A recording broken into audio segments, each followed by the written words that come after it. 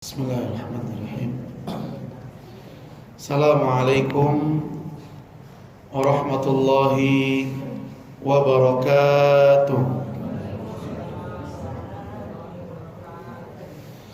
Alhamdulillahi rabbil alamin.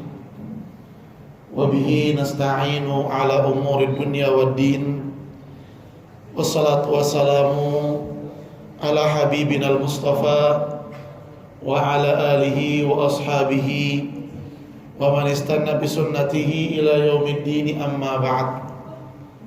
Alhamdulillah, puji dan syukur marilah kita panjatkan kepada Allah Subhanahu wa taala yang selalu memberikan kepada kita kenikmatan-kenikmatannya yang begitu banyak dan begitu besar, hingga pada kesempatan di subuh hari di bulan yang mulia ini Allah Subhanahu wa taala masih memberikan kepada kita kesempatan untuk bisa beribadah di bulan yang mulia.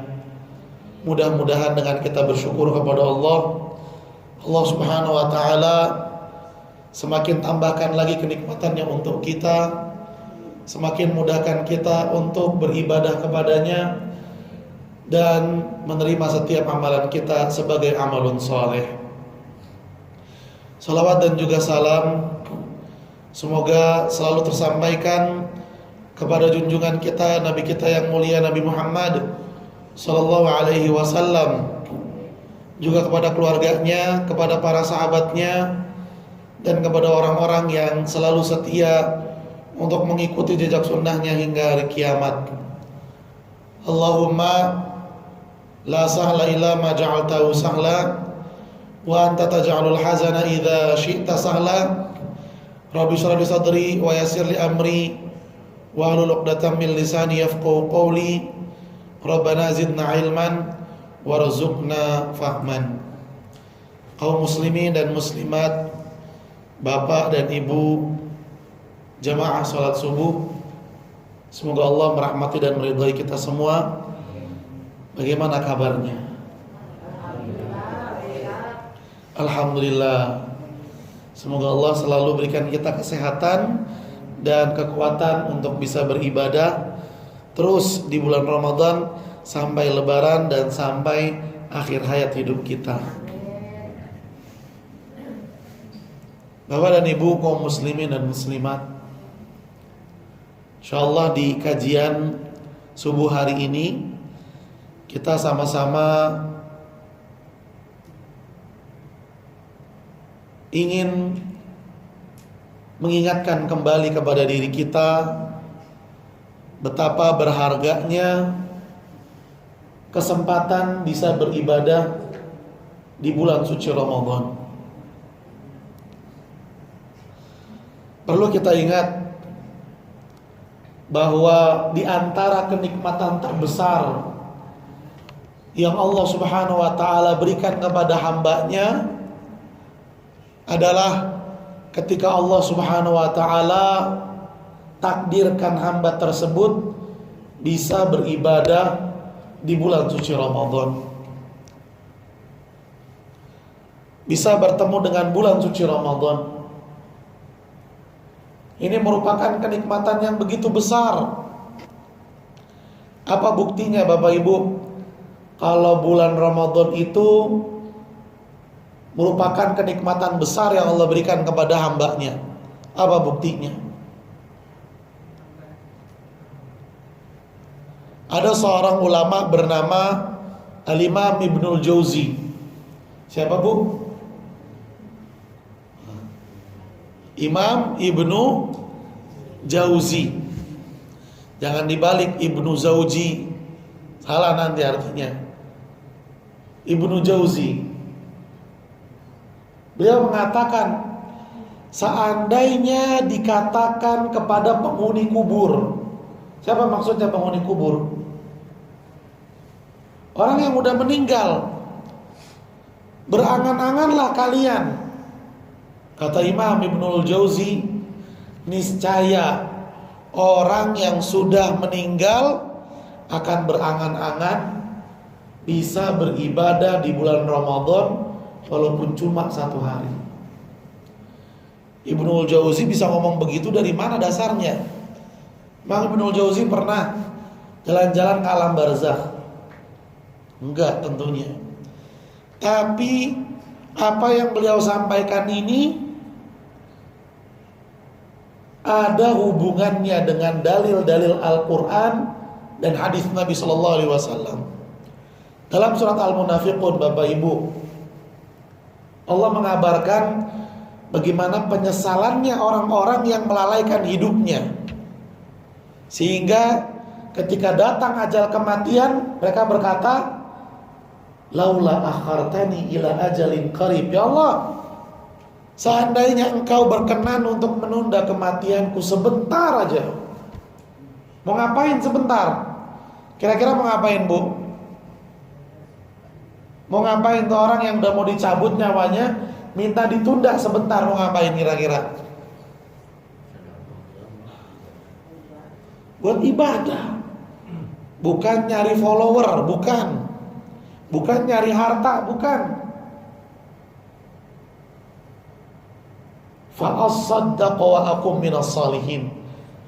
Agar saya bisa sodako, kata dia. Agar saya bisa beramal soleh. Bu, kalau permintaan orang yang mau meninggal sangat-sangat ingin bisa sedekah, apalagi kalau dia bisa beribadah di bulan Ramadan.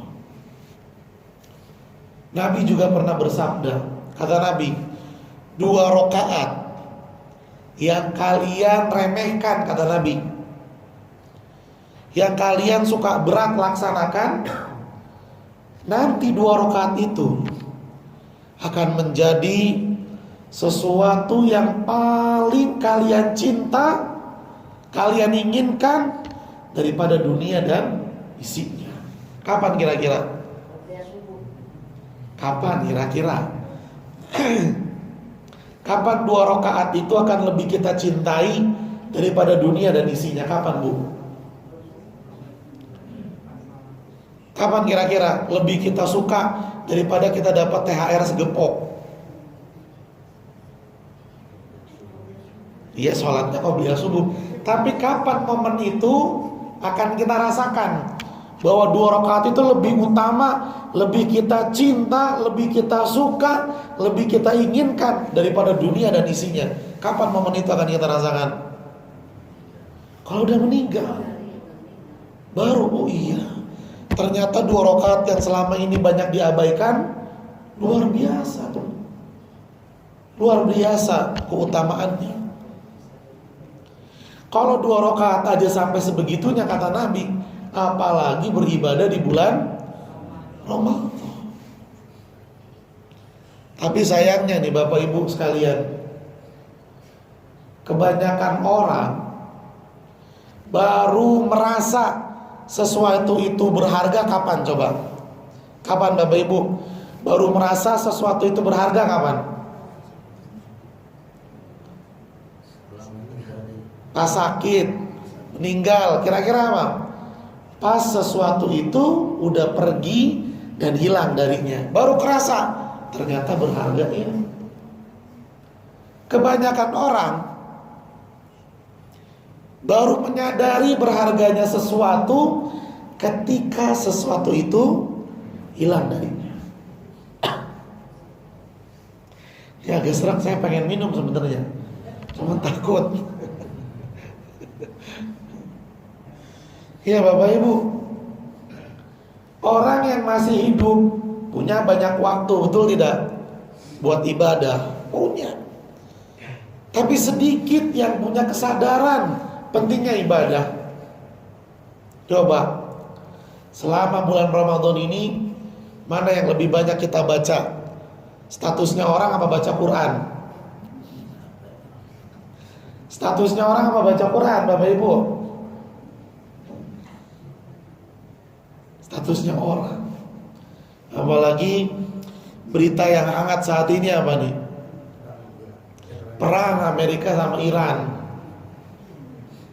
Hati-hati Bapak Ibu, jangan sampai dunia melalaikan kita dari akhirat. Orang yang masih hidup punya banyak waktu buat ibadah. Cuman sedikit orang yang punya kesadaran pentingnya ibadah. Ini loh yang akan bermanfaat buat saya kalau sudah meninggal. Sedikit orang yang punya kesadaran seperti itu. Beda sama orang yang udah meninggal. Kalau orang meninggal kebalik, dia punya kesadaran yang sangat tinggi, Bapak Ibu. Kesadaran apa? Pentingnya beribadah. Makanya mereka sangat berharap bisa dikembalikan hidup supaya bisa ibadah. Tapi sayangnya orang yang sudah meninggal sudah tidak punya waktu. Betul tidak?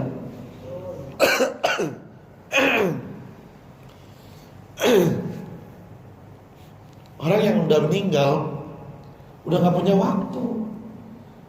Dia punya kesadaran penuh tapi udah gak punya waktu. Makanya Bapak Ibu, jangan sampai di bulan Ramadan kita sia-siakan. Kenapa? Hari-hari ibadah di bulan Ramadan nanti ketika kita meninggal akan lebih kita harapkan dan kita cintai daripada dunia dan seisinya.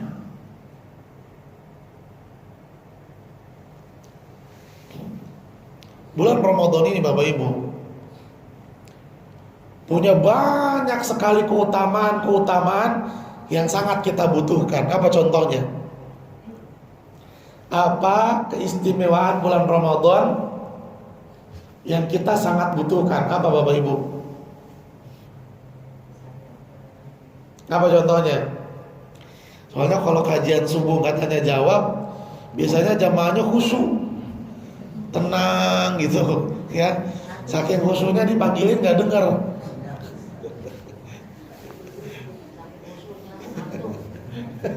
Ya, tahu-tahu ini orang pada kemana nih? Bangun-bangun hilang, udah sepi. Apa keistimewaan? Kenapa kita perlu jawab Bapak Ibu? Biar jadi dorongan. Oh iya, Ramadan memang penting ya.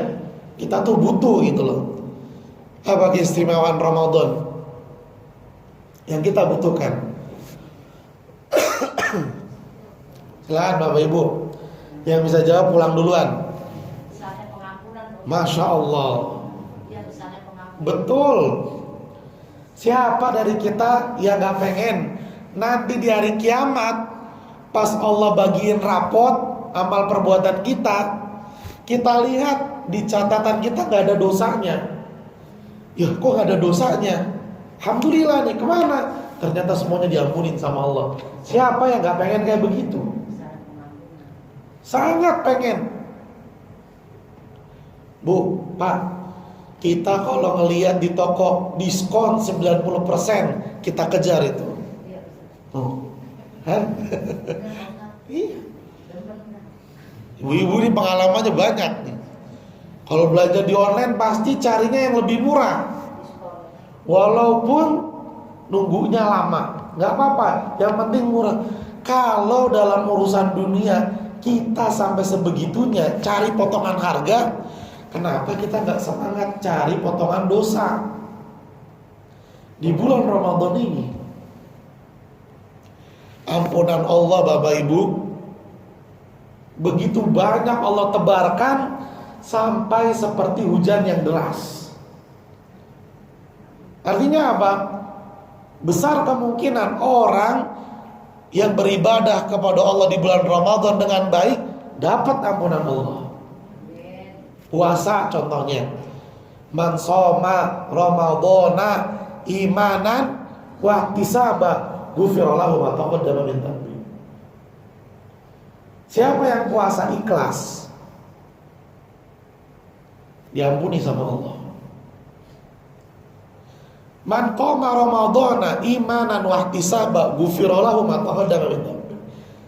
Siapa yang sholat malam tarawih ikhlas, diampuni lagi. Makanya malaikat Jibril sampai bingung kalau ada orang bertemu dengan bulan Ramadan, tapi ketika bulan Ramadannya udah pergi, dia nggak dapat ampunan Allah. Malaikat Jibril heran, kok bisa? Padahal di bulan Ramadan banyak ampunan Allah, kenapa nih orang nggak dapat ampunan Allah?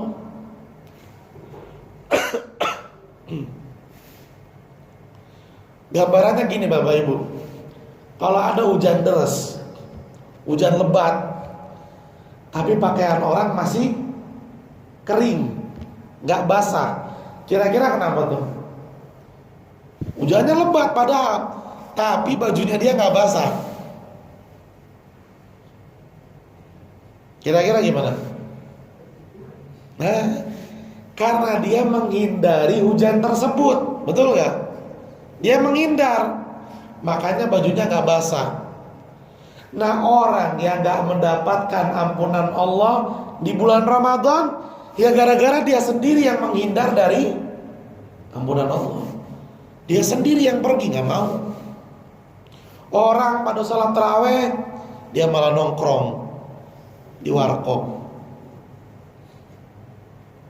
Orang pada puasa, dia ngumpet-ngumpet ke warteg.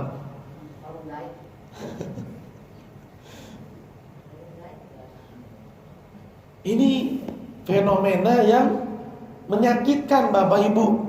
Makanya sampai malaikat Jibril mendoakan, Allah udah sebaik itu, nih orang masih gak mau mendapatkan ampunan Allah. Makanya sama malaikat Jibril didoakan keburukan, celaka, rugi, sengsara. Orang yang Allah udah takdirin bisa bertemu bulan Ramadan, tapi ketika bulan Ramadannya telah pergi, dia gak mendapatkan ampunan Allah. Lalu malaikat Jibril minta Nabi Muhammad aminin doa saya. Bapak Ibu, yang berdoa siapa tadi? Malaikat Jibril, pemimpinnya para malaikat. Yang aminin siapa yang aminin? Nabi Muhammad. Kira-kira doanya dikabulin gak sama Allah? Nah, pasti. Ini peringatan keras buat kita. Jangan sampai kita menjadi orang yang kena doanya malaikat Jibril. Gara-gara apa? Sibuk mulu sama dunia. Hawa nafsunya terlalu diturutin, sampai-sampai gak dapat ampunan Allah. Terus gimana? Apa yang harus kita lakukan? Maka kita perlu bersungguh-sungguh dalam beribadah dan meningkatkan ibadah di bulan Ramadan. Bapak Ibu, di bulan Ramadan ini selain Allah limpahkan ampunannya, Allah juga mudahin kita untuk beribadah. Kenapa di bulan Ramadan kok lebih gampang ibadah? Contoh, Bapak Ibu, lebih gampang puasa di bulan Ramadan apa di luar Ramadan? Kalau kita berpuasa nih, kita ngejalanin puasa lebih gampang di bulan Ramadan atau di luar Ramadan? Kenapa kok bisa gampang? Banyak temennya. Ini salah satu kemudahan dari Allah. Kok makin banyak orang yang beribadah di bulan Ramadan? Kenapa? Orang yang tadinya nggak puasa jadi puasa. Orang yang tadinya mungkin jarang ke masjid jadi ke masjid. Yang tadinya jarang bagi-bagi makanan jadi banyak yang bagi-bagi makanan di bulan Ramadan. Kok bisa? Karena memang di bulan Ramadan Allah mudahkan kita untuk beribadah. Salah satunya karena Allah ikat. Siapa yang Allah ikat? Setan dan jin-jin yang jahat. Tapi kenapa kalau di bulan Ramadan masih ada yang bermaksiat ya? Kan setannya udah diikat. Nah, musuh manusia itu bukan cuma setan, tapi dirinya sendiri. Bahkan ini yang lebih berat, hawa nafsu. Hawa nafsu. Boleh jadi setannya udah diikat, tapi hawa nafsunya gak pernah dia jaga. Akhirnya dia kalah dan terjatuh ke dalam dosa. Udah melakukan dosa, yang disalahin tetap setan, padahal setannya diikat.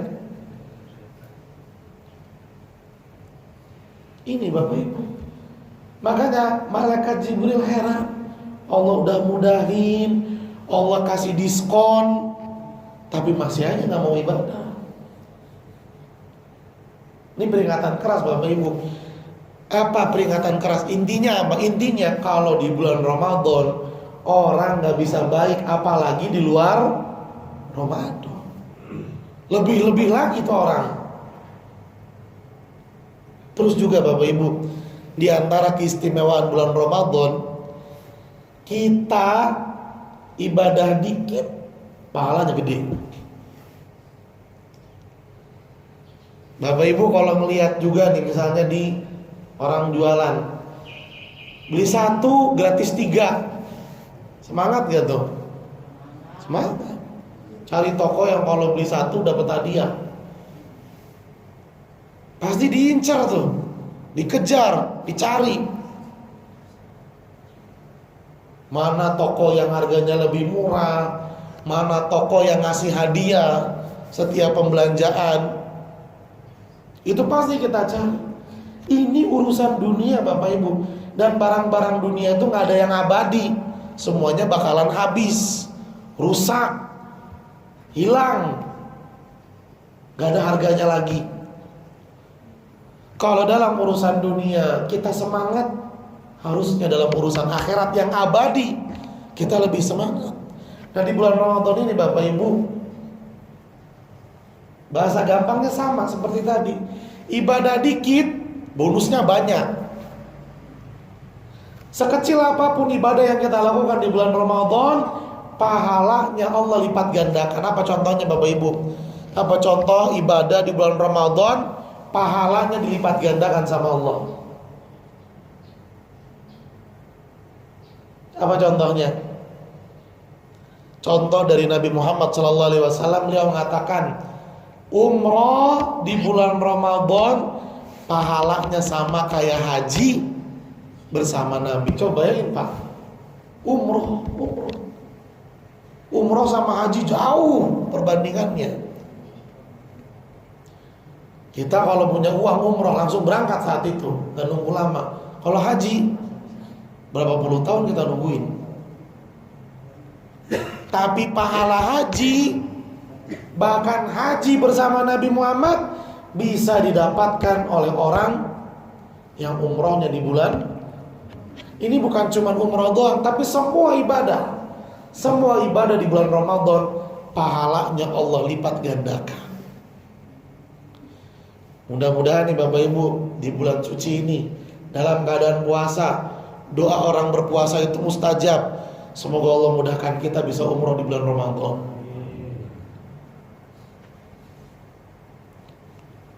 Ini keistimewaan yang perlu kita ingat. Kenapa kita perlu mengingatkan keistimewaan bulan Ramadan? Supaya kita jadi orang yang semangat dalam beribadah. Salah satu kiat agar kita menjadi orang yang senang, semangat, bersungguh-sungguh dalam beribadah adalah dengan mengetahui apa keutamaannya.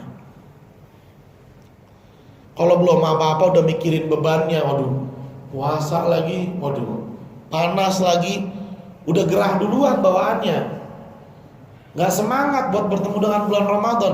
Tapi kalau yang dibayang-bayanginnya, ampunan dosa, pahala berlipat ganda, itu makin semangat untuk beribadah. Makanya Aisyah radhiyallahu taala anha. Aisyah, siapa Bu Aisyah, Bu?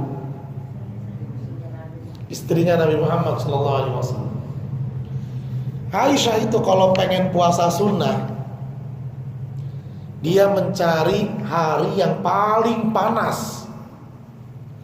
Bayangin Bu, Pak, dia kalau pengen puasa sunnah mencari hari yang paling panas. Kenapa coba kira-kira? Kalau kita mah pengennya yang adem ya. Alhamdulillah bulan Ramadan sekarang banyak hujan, jadi nggak terlalu panas. Namun Aisyah radhiyallahu taala anha kalau pengen puasa sunnah dia malah cari hari yang paling panas. Kira-kira kenapa tuh? Karena Bapak Ibu, semakin berat tantangan dalam beribadah, semakin besar pahalanya.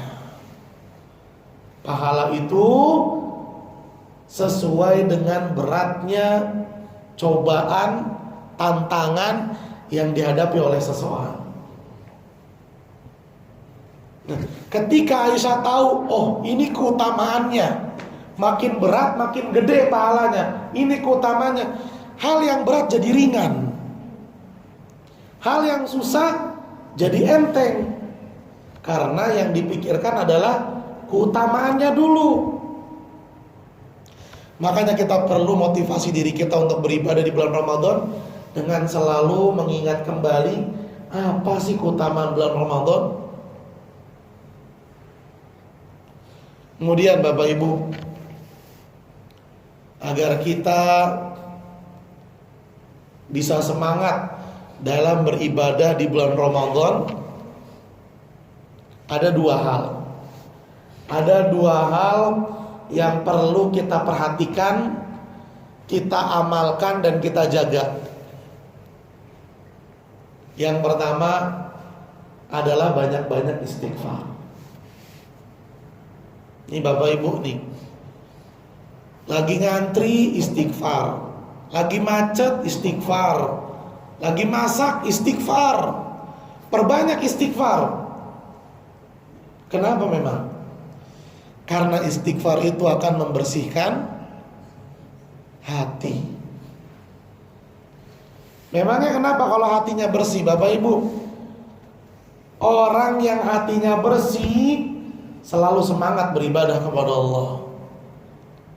Orang yang hatinya bersih mudah untuk khusyuk dan ikhlas dalam beribadah.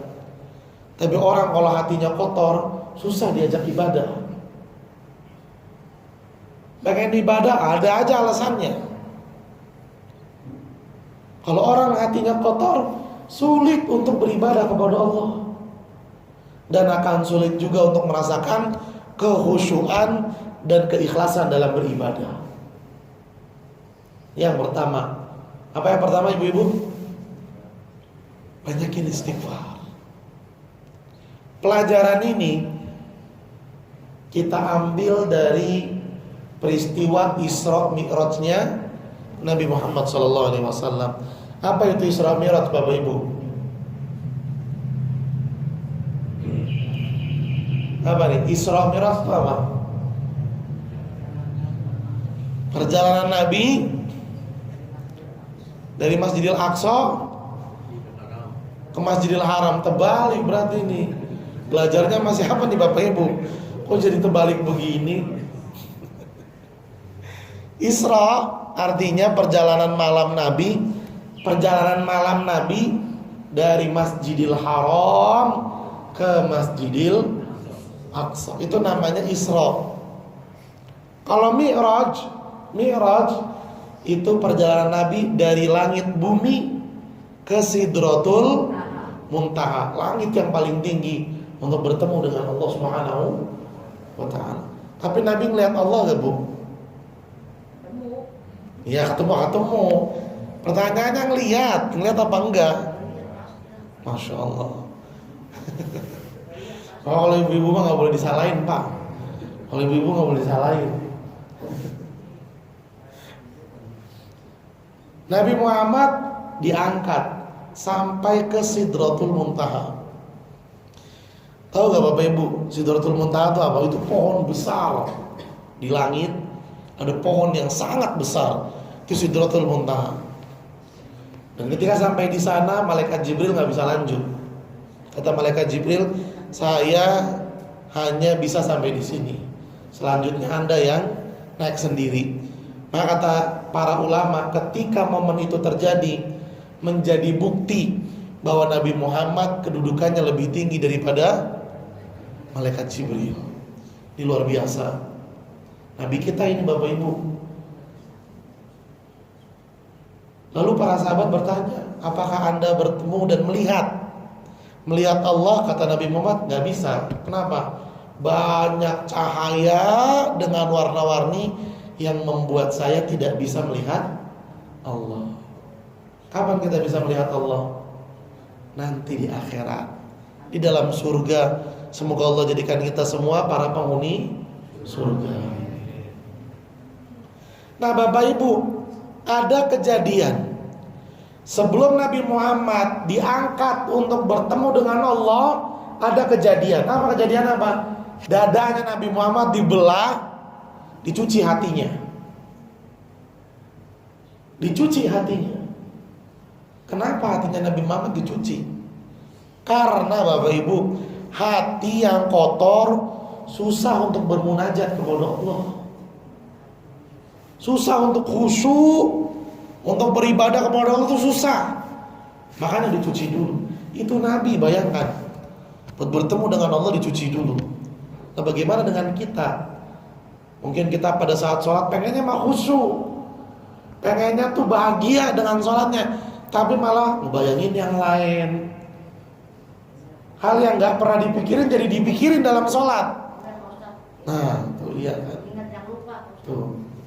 Jadi kalau pengen ngingetin yang lupa sholat ya Bu,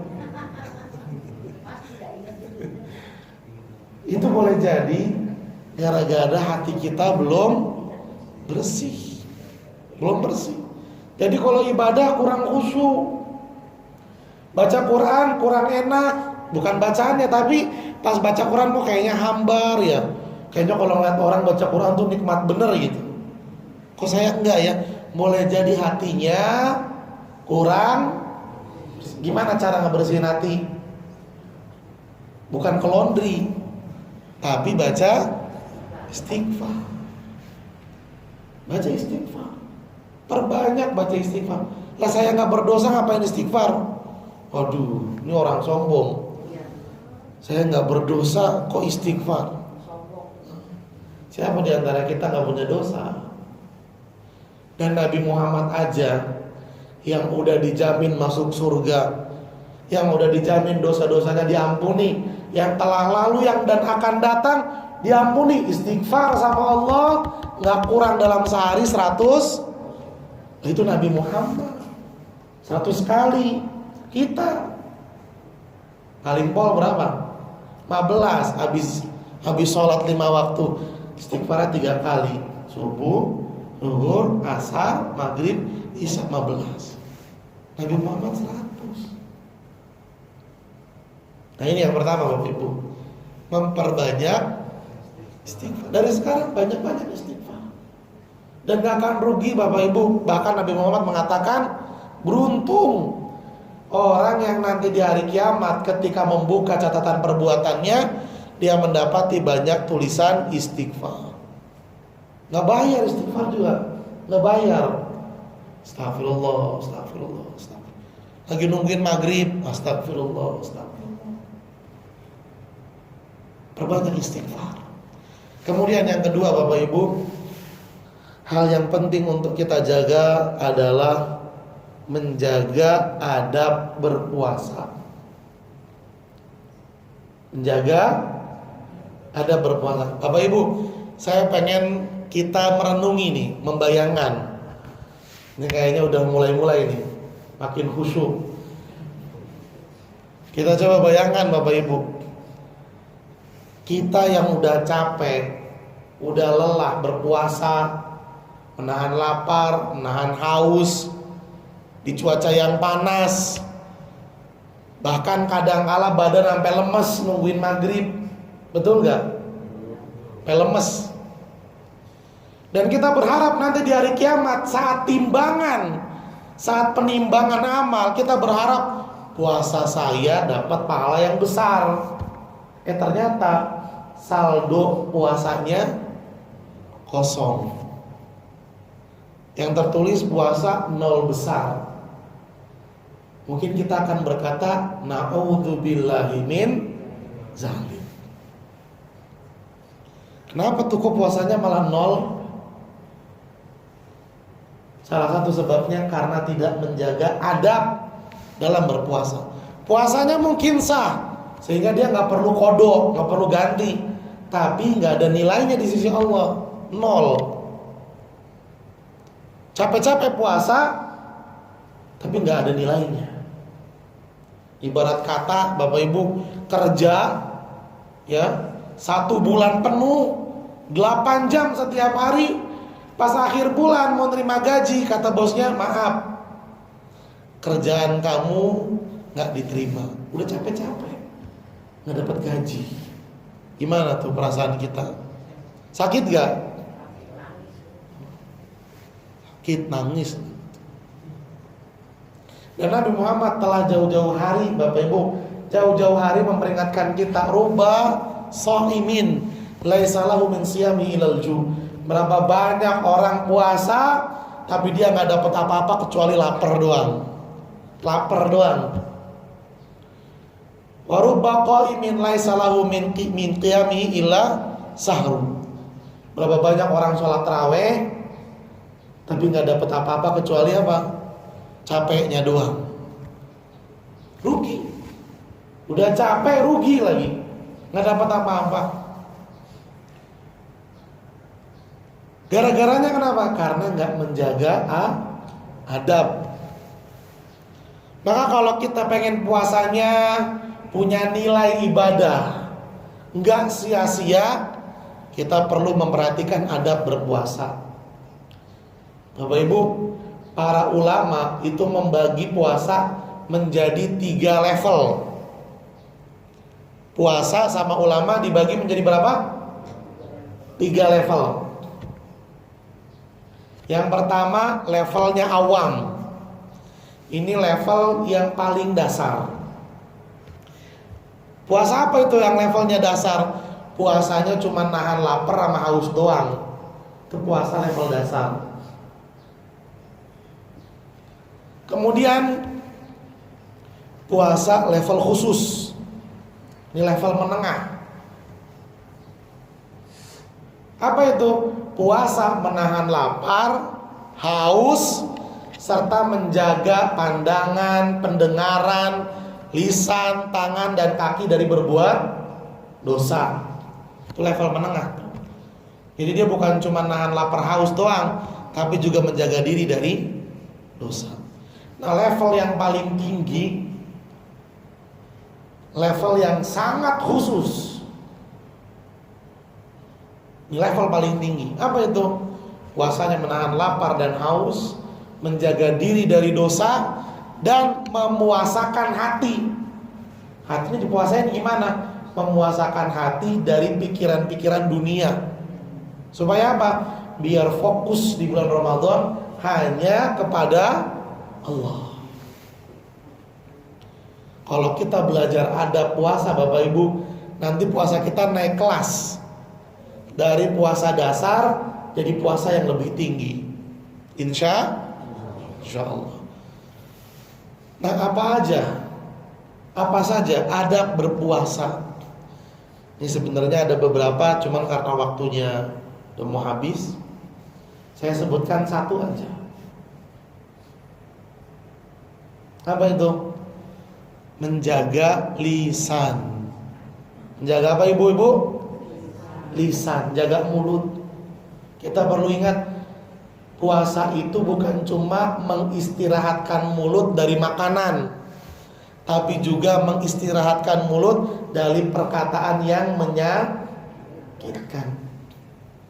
Coba nih Bapak Ibu, apa gunanya sih orang tidak makan nasi tapi malah makan daging saudaranya sendiri? Ada gunanya gak? Gak makan nasi tapi malah makan daging saudaranya sendiri. Apa maksudnya makan daging saudara sendiri, Bapak Ibu? Gibah. Kata Allah, janganlah kalian menggibah.